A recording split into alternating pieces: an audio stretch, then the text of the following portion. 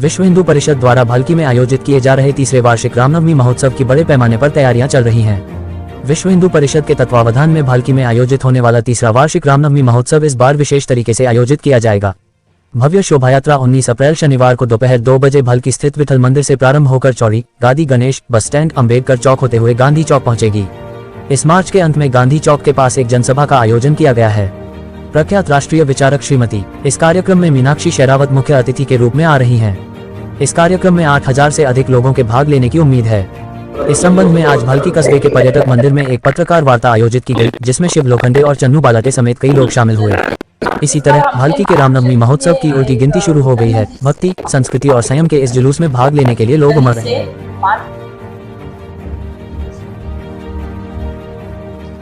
ವಿಶ್ವ ಹಿಂದೂ ಪರಿಷತ್ ಅಡಿಯಲ್ಲಿ ಮೂರನೇ ವರ್ಷ ರಾಮನವಮಿ ಉತ್ಸವ ಭಾಲ್ಕಿಯಲ್ಲಿಂದ ವಿಜೃಂಭಣೆಯಿಂದ ಮಾಡ್ತಾ ಇದ್ದೀವಿ. ಇವತ್ತು 19/4/2025 ಶನಿವಾರ ಮಧ್ಯಾಹ್ನ 2 ಗಂಟೆಗೆ ರಾಮ ಮಂದಿರ್ ವಿಠಲ್ ಮಂದಿರ್ 2 ಅಲ್ಲಿಂದ ಪ್ರಾರಂಭವಾಗಿ ಚೌಡಿ ಮುಖಾಂತರ, ಗಡಿ ಗಣೇಶ್ ಮುಖಾಂತರ, bus stand, Ambedkar circle, Gandhi ವೃತ್ತದಲ್ಲಿ ಬಹಿರಂಗ ಸಭೆ ಅಳವಡಿಸಲಾಗುತ್ತಿದೆ. ಈ ಕಾರ್ಯಕ್ರಮದಲ್ಲಿ ನಮ್ಮ ರಾಷ್ಟ್ರೀಯ ಚಿಂತಕರು ಮತ್ತು ವೈದಿಕ ವಕ್ತಾರರು, ಇವರು ಮೂಲತಃ ಡೆಹ್ರಾಡೂನ್, ಮೀನಾಕ್ಷಿ ಶೇರಾವತ್ ಅವರಿಂದ ಕಾರ್ಯಕ್ರಮದಿಂದ ಬಹಿರಂಗ ಸಭೆಯಿಂದ ಮಾಡ್ತಾ ಇದ್ದಾರೆ.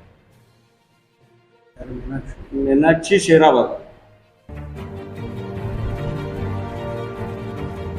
ಸುಮಾರು 8,000ರಿಂದ 10,000 ತನಕ ಸಂಖ್ಯೆ ಸೇರುವ ನಿರೀಕ್ಷೆ ಇದೆ. ಇವತ್ತ ನಾವು ನೋಡಿದೆವು, ಇವತ್ತೇನದ ನಮ್ಮ ಉತ್ತರ ಪ್ರದೇಶದಲ್ಲಿ ಇವತ್ತೇನದ ಕುಂಭಮೇಳ ಆಯಿತು. ಸನಾತನ ಧರ್ಮ ಏನದ ಒಂದು 70,000 ಜನ ಅಲ್ಲಿ 70 ಕೋಟಿ ಜನ ಏನದ ಅಲ್ಲಿ ಸೇರಿದ್ರು. ಇವತ್ತೇನದ ಜನ ಏನದ ಸನಾತನ ಧರ್ಮ, ಹಿಂದೂ ಧರ್ಮದ ಕಡೆ ಏನದ ಇವತ್ತೇನದ ಬಹಳ ಒಲವು ಇದೆ.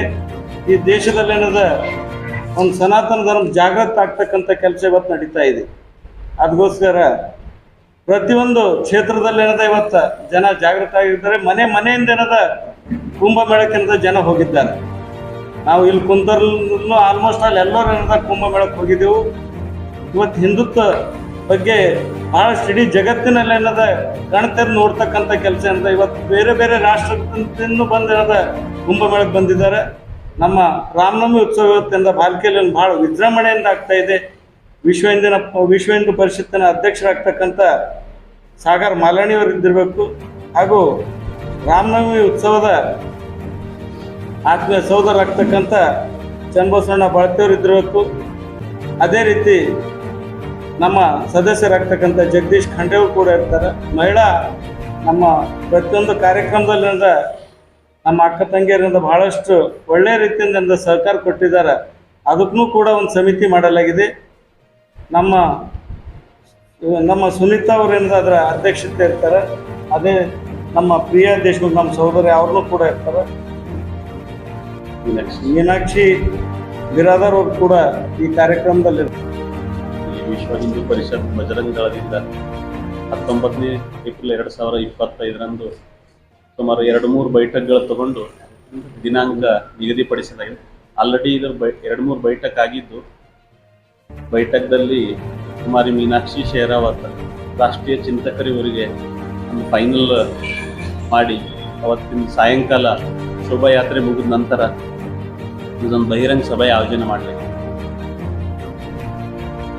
ಇವತ್ತು ನಾವು ರಾಮನವಮಿ ಉತ್ಸವ ಇಷ್ಟೊಂದು ಭವ್ಯ ರೂಪದ ಮಾಡಲು ಕಾರಣ ಅಂದ್ರೆ ನಮ್ಮೆಲ್ಲರಲ್ಲೂ ಒಂದು ಯಾವ ರೀತಿ ಒಬ್ಬ ರಾಜ ಇದ್ರೂ ಕೂಡ ಒಂದೇ ಮಾತಿಗೆ ಎಲ್ಲ ತನ್ನ ರಾಜ್ಯವನ್ನು ಕೂಡ ತ್ಯಾಗ ಮಾಡಿ ಒಂದು ಸರಳ ಜೀವನ ನಡೆಸ ಇವತ್ತು ನಾವು ನಮ್ಮ ಜೀವನ ಏನದಂದ್ರೆ ಸ್ವಲ್ಪ ಸುಖ ಸಿಕ್ತಂದ್ರೆ ನಾವೆಲ್ಲ ಮರಿತೀವಿ. ಆದರೂ ಕೂಡ ಒಬ್ಬ ತ್ಯಾಗಮಯ ಆದರ್ಶ ವ್ಯಕ್ತಿ ರಾಮ.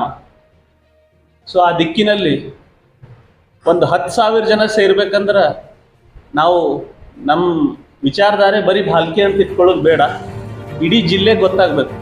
ಆವಾಗ ರಾಮ ಭಕ್ತರಲ್ಲಿ ಬರಬಹುದು. ಹಳ್ಳಿ ಹಳ್ಳಿಯಿಂದ ಕೂಡ ಬರೋ ಥರ ವ್ಯವಸ್ಥೆ ಮಾಡಿದ್ದೀವಿ ನಾವು.